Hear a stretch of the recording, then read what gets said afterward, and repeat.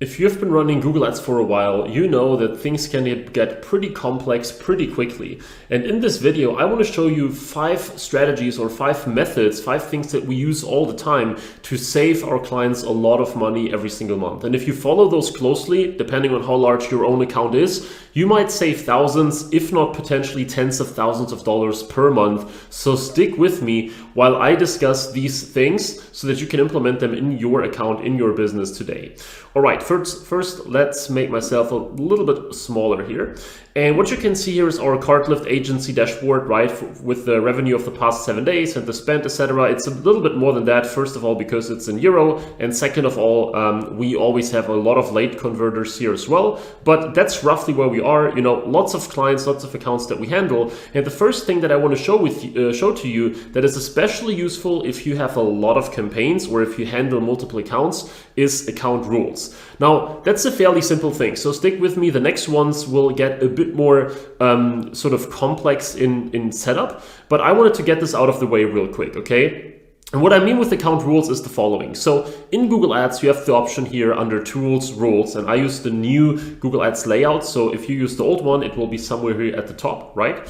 With rules, you can get notified or do certain automations sort of in a very, very easy and simple way. We might mainly use this for actual notifications and not to do, you know, full-scale work, but still they can be super, super helpful. So you can define rules on a bunch of different levels: account, campaign, ad groups, keywords, etc., etc. We normally do it on the account, campaign, or ad group level for the most part, okay? So let me create a new campaign rule. And basically what it does is it will apply an action to a campaign or a set of campaigns. So one very common thing, let's say, is overspender, right? Or you could also say unprofitable campaign. You know, kind of a stupid name, but you get the idea. What you do, you can see that we're currently actively connected to 75 accounts with our cartlift manager here, right? And basically what you can do is you can select which campaigns you want to do this for. I will just keep the default right here because otherwise I have to, you know, open up all the campaigns and then you see them. So very straightforward, you simply use the campaign that you want to apply this to. So for example, your biggest shopping campaign or whatever. And now you select a condition and define a condition, okay? A condition, for example, might be that the conversion value by cost, in other words, the ROAS, is below 1. Okay, let's say you require a fairly low break-even ROAS of like 1.5 or something, right? Which is very, very low. Let's actually say less than 2, and you require a break-even ROAS of like 2.8 or something. If the campaign reaches a ROAS that is less than 2, then you can, you know, either send yourself an email, or you can pause the campaign, or you can change the budget or something like that. By default, I usually use send email just because I want to get notified and then look at the thing myself, okay? Of course, you can also do very, very strict rules where you say, okay, if the campaign reaches a really bad threshold, like less than 1x ROAS or something, then you might even want to pause it entirely, or you want to drastically reduce the budget or whatever it might be. But personally, I'm not a big fan of these automated actions because I think it usually makes sense to still look at it yourself, okay? Of course, you can also layer multiple conditions and say that it also has to spend a certain minimum budget. And that is also right there a very important point, because if you look at the bottom here, you can choose a frequency. And of course, depending on the size of the campaign, it doesn't make sense to judge it on a daily basis. If you only spend 10 euros a day, you cannot judge it every single day, whether it reaches the 2x ROAS or not, and then immediately pause it. So if you have a low campaign budget, you may want to do this on a weekly, or in some extreme cases, even on a monthly basis, okay? So if you say, okay, on a weekly basis, we should accumulate, I don't know, 500 euros or $500 worth of ad spend, or maybe even more than that, right? Then you can say, okay, if in a given week, the previous week, right, so last 7 days is the data that this rule will use. If the previous 7 days have generated a ROAS of under 2, then the then the campaign will be paused, or an email will be sent, or whatever, okay? This sounds like a very simple thing, yet it is super powerful if you apply this to, you know, multiple campaigns, ad groups, the entire account. If you manage multiple accounts, of course, you can do this very, very well on the account level. And you can, by doing that, you will get notified all the time. And if it gets super, bad in terms of performance, you can even do some of the things yourself. Of course, you can also use it in a positive way, so that when a campaign is actually performing extremely well, you may want to say, okay, let's increase the budget by 20% automatically if the ROAS of a campaign was above a certain threshold for the previous week, right? There are a bunch of ways you can basically implement this rule strategy with. The next thing that I want to look at are search terms and negative keywords. Now, don't get me wrong here. I'm not talking about, the typical basic negative keyword research that everyone is using, just sorting your search terms by the highest spender and then, picking the most expensive ones and excluding them. That's like the super basic stuff, right? And the problem with that approach is that with shopping ads these days, your top search queries should normally be somewhat relevant, right? Google is pretty advanced at this point in finding out what a really bad search query is, and you won't really find terrible search queries for the most part if you have a somewhat decently optimized feed. Instead, what you have to do really is you have to, for example, look through your search queries with some filter maybe. In our case here, I've used an impression more than 5, plus I don't want to have our own brand term, okay? I don't want to, because then this will of course be diluted again a little bit. So what I will do here is I look through keywords or search queries rather with more than 5 impressions that do not include our brand term. And by doing that, I will basically, understand what's going on in this account and what people are searching for. The reason I do it that way is because a lot of the search queries that you want to exclude are in the long tail, okay? So for example, let's say that, let's use an example. Let's say we don't sell loose tea, okay? We just sell other tea types. The word loose might come in a whole bunch of different variations, but it's all in like small keywords with like 16 impressions here, 25 there, 41, 112. But if you add all of them up, right? If you add a filter here, for example, saying that you want to look at all the search queries that have the word loose in them, then suddenly you might still get, 10,000 impressions or 25,000 impressions. It's all in this very long tail so that you don't see them when straight, going into your account. But if you look at the small ones and then use those words in there to find even more, then you will see that there are so many more search impressions that you can actually block. And the best part about that is they do not even have to be that expensive, but if you save on a lot of impressions, basically your click-through rate goes up, which means your click prices will be cheaper, and it has a whole bunch of positive effects. So go through your search term list, make some basic filter here, more than 3 impressions, 5, 10, depending on how many search queries you have, and then try to find irrelevant words in the long tail, use them to find to see how many combined searches you have for this, block it, and that way you will basically refine your campaigns a lot, okay? The next important part, the next important method to apply basically is experiments, okay? Here what you can see is an experiment that we have been running for this particular client. This was quite a while back. It's just a good example and a random one, in fact, that I stumbled upon because it's very, very clear, okay? So experiments are a pretty useful thing because they allow you to test certain elements of your campaigns without having to completely create a new one. Plus, the good thing about experiments is that you can, by using experiments, you somewhat force Google to do something and to give the experiment version a decent chunk of the traffic, okay? So if you basically go ahead and you just say that you want to try 2 separate ads or something like that, you will never be able to have like a 50-50 split or anywhere close to it, because Google just does whatever they want or do whatever they want, and they just assign clicks in whatever way to these 2 ads or to 2 campaigns or 2 ad groups or something like that. But with an experiment, you can really isolate something specifically. And what we did here is very straightforward. We ran an experiment for target ROAS versus manual CPC, right, for this campaign. As you see here, this was a very, very long time ago, actually, almost 2 years now. Kind of really random, I know. So What this experiment did is it increased our conversion value by 150%, and it increased our ROAS by 220%, and also doubled the amount of actual conversions. And as you can see here, of course, because that makes a lot of sense, we completed and applied the experiment fairly quickly. It ran for a while.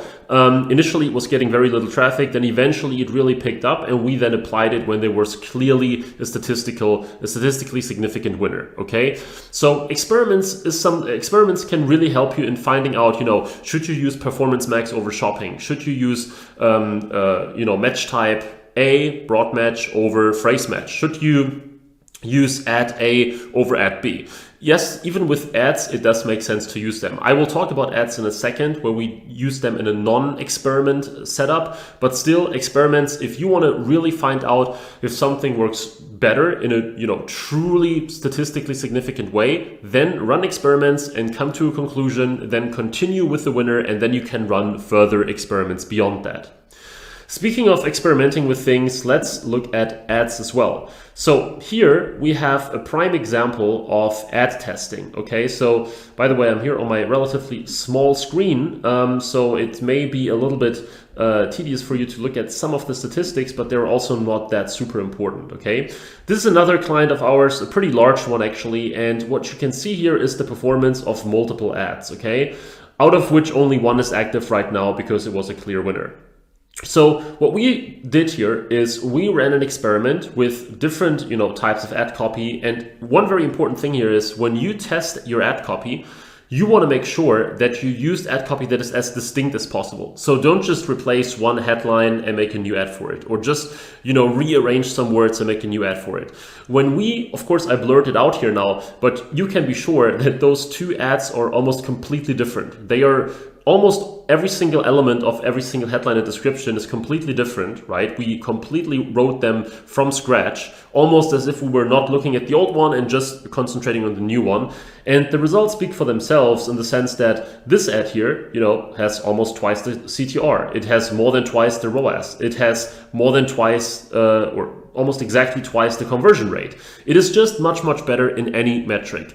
We still let it run for quite a while because, as I said, it's a large client, we have large budgets, and we wanted to see, initially it wasn't as clear as it then ultimately turned out to be.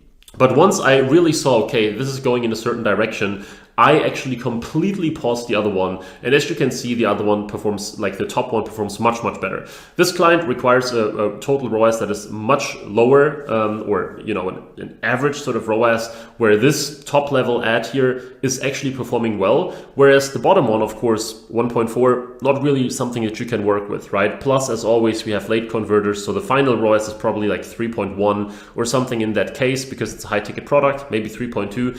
That is something that we certainly consider a success. So if we had only used this bottom ad here or some very close variation of it, then maybe we would still be at a 1.5 or 1.6 or 1.4, right? But through this experiment, we now found the much, much better option, and we were able to just completely kickstart the performance of that campaign in the end, of that search campaign, with that specific ad test. I know that ad testing is nothing that is super unique or special. Everyone should do it, but you'd be surprised how many accounts I look at, how many audits I do where there is no ad testing going on with search, let alone with the other campaign types. But this can really mean huge, huge wins for your account and for your business.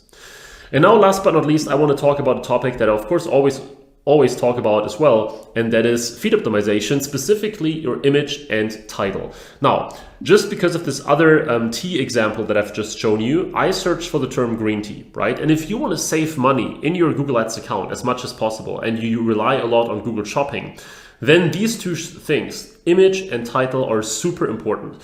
We have tested this numerous times.